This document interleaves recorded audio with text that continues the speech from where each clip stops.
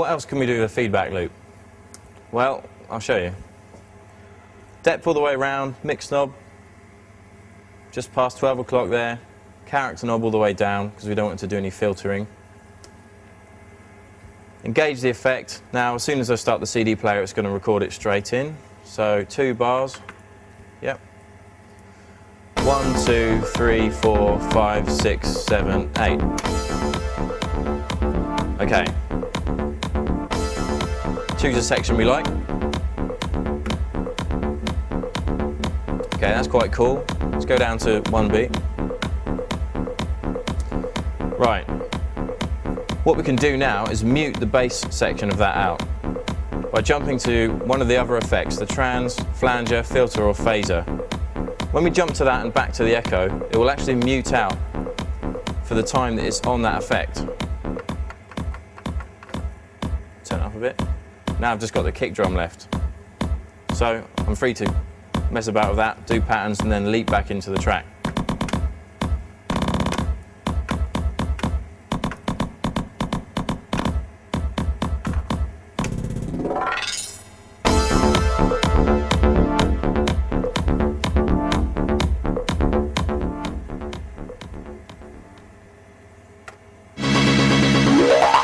What we can also do with a feedback loop is actually make it longer than 2 bars. We can make it 4 bars. If we hold our tap shift button, make sure we're on a 2 bar section, and then push our 1 bar button, the BPM will half. So it's now 62 instead of 124. Go back to our 2 bar section. Our 2 bar section, because of the internal memory of the effects unit, is quite large. It's now 4 bar section. So, if I play this, everything's set up to go. Depth knob all the way around, mix knob just past 12 o'clock, effect engaged.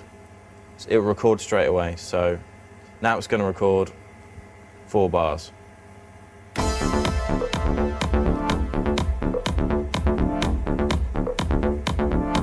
Stop the CD player.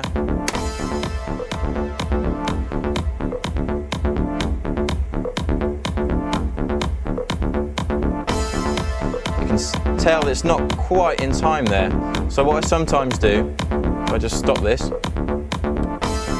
the way to completely stop a feedback loop, which is quite useful for emergency situations for when you mess up, is to switch the effect off, dive to one of the other effects, and back again. Now it's lost forever, but instantaneously. So set it all up exactly as it was. 62 BPM, 2 bar button, so it's 4 bars, depth all the way around, effect engaged, mix knob, just past 12 o'clock.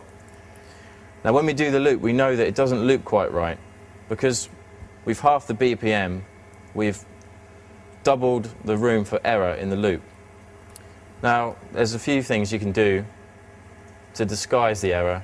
One is a spin back or a vinyl adjust break on the CDJ. They just act as little fills to lead into the next part of the track. So, 6, 7, 8, 1, 2, 3, 4, 5, 6. That way, our loop, there's no glitch, there's a spin back in there instead. Now, because our BPM value is halved, all these buttons no longer do what they say they do. You have to remember that everything is double. So this is now 1/4 and not a 1/8.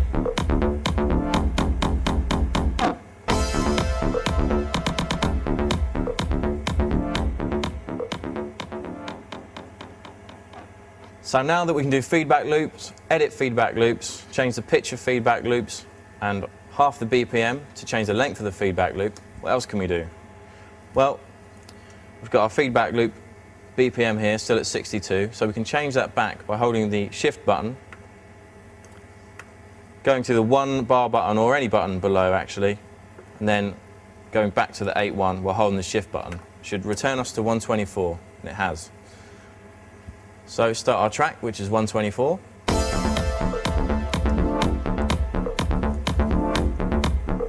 Now we've got an open feedback loop ready to go, but not on the channel where the track's playing. on this CD player. And on this CD player I've got a sample loaded just on a CD, which is that. Now what I can do is record that in, decide how long I want to record for. So I want to just say I want to do a 1 beat loop, select 1 beat as before, depth knob ready to go all the way around, dry wet knob just past midnight, engage the effect, and